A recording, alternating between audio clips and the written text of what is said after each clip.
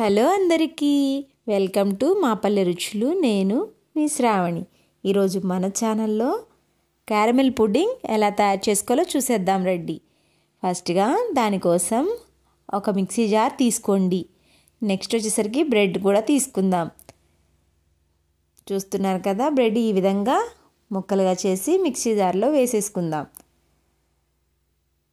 ఇలా ముక్కలుగా చేసి బ్రెడ్ వేసుకున్న తర్వాత మనం పంచదార కూడా వేసేసుకుందాం.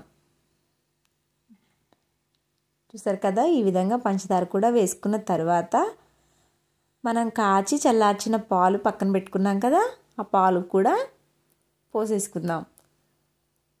నెక్స్ట్ వచ్చేసరికి నేను 2 కోడిగుడ్లు తీసుకున్నాను. వాటిని కూడా యాడ్ చేసేసుకుందాం.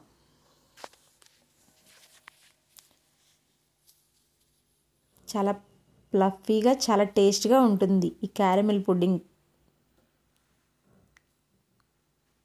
నెక్స్ట్ వచ్చేసరికి 2 యాలక్కాయలు కూడా మనం వేసేసుకుందాం. ఈ మిశ్రమాన్ని మిక్సీ పట్టుకునేలోపు ఇదిగో పంచదార ఈ విధంగా రెడీ చేసుకుందాం.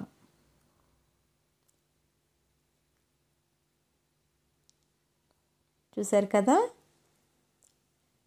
ఇలా కలర్ మారుతున్నప్పుడు మనం తీసేసుకుని వేరే బౌల్లో ట్రాన్స్ఫర్ చేసుకుని మిక్సీ పట్టుకున్న మిశ్రమాన్ని కూడా దాంట్లో వేసేసుకుందాం. డబల్ బాయిలింగ్ పద్ధతిలో దీన్ని మనం ఒక 40 మినిట్స్ దాకా ఉడికించేసుకుంటే మన క్యారమెల్ పుడ్డింగ్ రెడీ అయిపోతుంది. చాలా టేస్ట్గా కూడా ఉంటుంది. ప్లీజ్ అండి, లైక్ చేయండి, షేర్ చేయండి, సబ్స్క్రైబ్ చేసుకోండి. Thank you for watching.